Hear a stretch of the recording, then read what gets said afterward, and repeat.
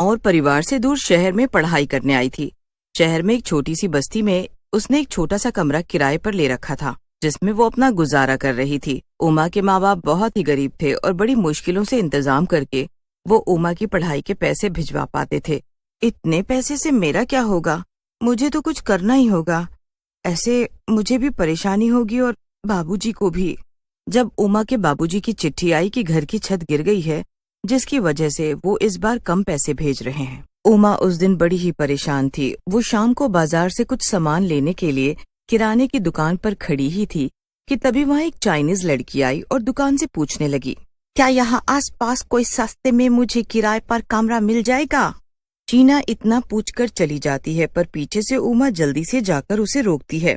अरे, मैं भी इसी बस्ती में किराए के एक मकान में रहती हूँ। अच्छा, तो तुम ही बता दो, अगर तुम्हारी नजर में कोई कमरा हो तो बस सस्ता सा हो, क्योंकि मैं इस शहर में नई हूँ और अकेली भी। मेरे पास अभी इतने पैसे नहीं है।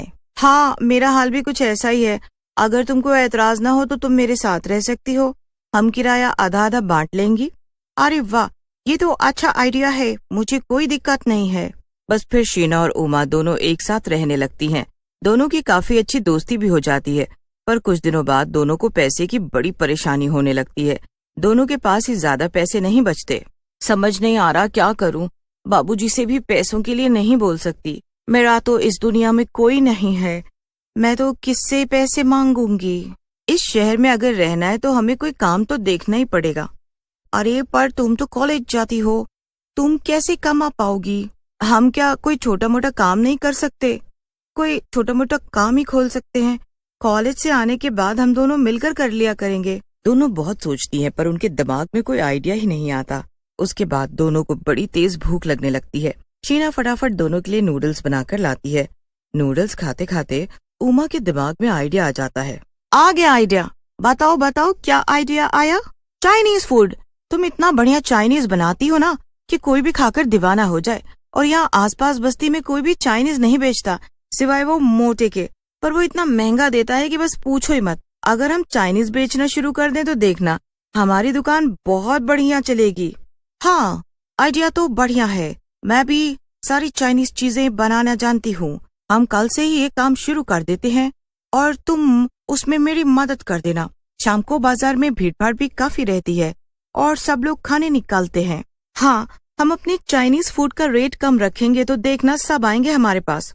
बस फिर क्या था, अगले ही दिन दोनों सहेलियां अपने अपने पैसे इकट्ठे करती हैं और उससे सामान ले आती हैं, और उमा इन सब में उसकी पूरी मदद करती है। दोनों मिलकर बस्ती के बाजार में अपना ठेला लगाकर खड़े हो जाते हैं।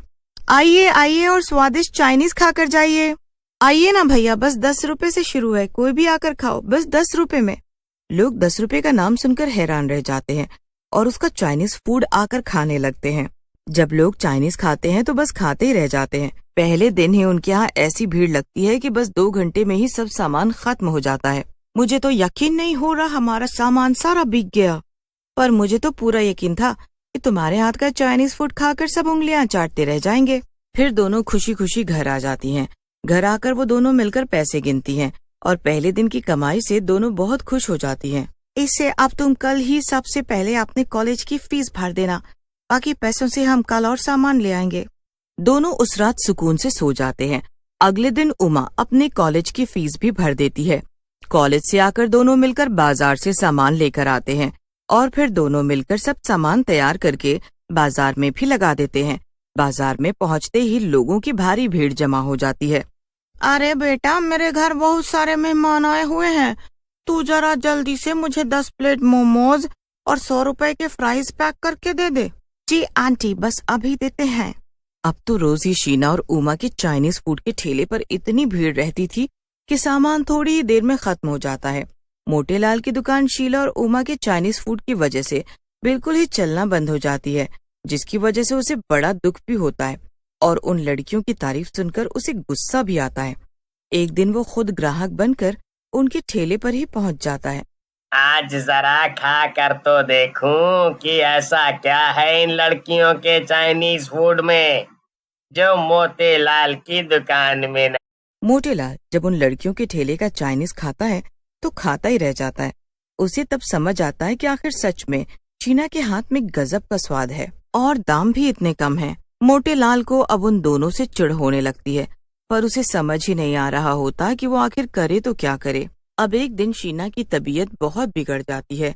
उसे एकदम से चक्कर आ जाता है और वो गिर जाती है। उमा उसे डॉक्टर के पास लेकर जाती है, पर दवाइयों से भी वो ठीक नहीं हो पा रही थी। इसी वजह से अब ठेला लगाना बंद कर देती है और मोटेलाल फिर से खुश हो जाता है। मोटेलाल अपने लिए बड़ा ही खुश हो रहा था, क्योंकि उसकी दुकानदारी फिर से होने लगती है।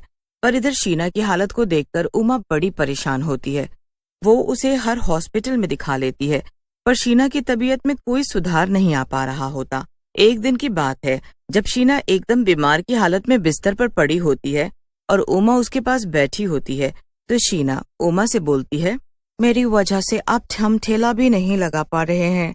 अब तुम कॉलेज की फीस कैसे भरोगी? ऐसा बिल्कुल भी मत सोच शीना, तुम्हारी वजह ही से तो हम बल्कि इतना कमा पाए हैं, और कॉलेज का फीस मैं भर दूंगी, तुम इसकी चिंता न करो। उमा शीना का बहुत ध्यान रखती है और पूरी रात उसी के पास बैठी रहती है। बैठे बैठे कब उमा की आंख लग जाती है उसे पता ही नहीं चलता। उमा के साथ शीना की भी आंख लग जाती है, पर शीना दोबारा कभी नहीं उठती। उमा से ये बात बर्दाश्त ही नहीं हो पाती। वो शीना के लिए बहुत रोती है। उमा पूरा दिन बस रोती रहती है। वो उस दिन खाना भी नहीं खाती। हर वक्त कोने में बैठी बस वो शीना को याद करती रहती है। अचानक उमा के कंधे पर एक हाथ आता है। उमा पीछे मुड़कर देखती है तो सामने एक चुड़ैल होती है। उमा बहुत डर जाती है। डरो मत, मैं शीना हूँ, तुम्हारी दोस्त। मैं तुम्हारी मदद करने आई हूँ। मुझे पता चला है तुम्हारे माँ बाप बहुत गरीब हैं और उनको तुमसे ही सारी उम्मीद है। चलो अब आंसू पोंछो और कुछ खा लो। मुझे पता है तुमने अभी तक कुछ भी नहीं खाया। उस दिन शीना अपने हाथों से उमा को खाना खिलाती है। अगले दिन उमा हिम्मत करके उठती है और कॉलेज जाती है। कॉलेज से आने के बाद वो शाम को अपना ठेला लगाने की तैयारी करती है। चुड़ैल बस फिर अपने हाथों को इतना फटाफट चलाती है कि उमा को देखती रह जाती है।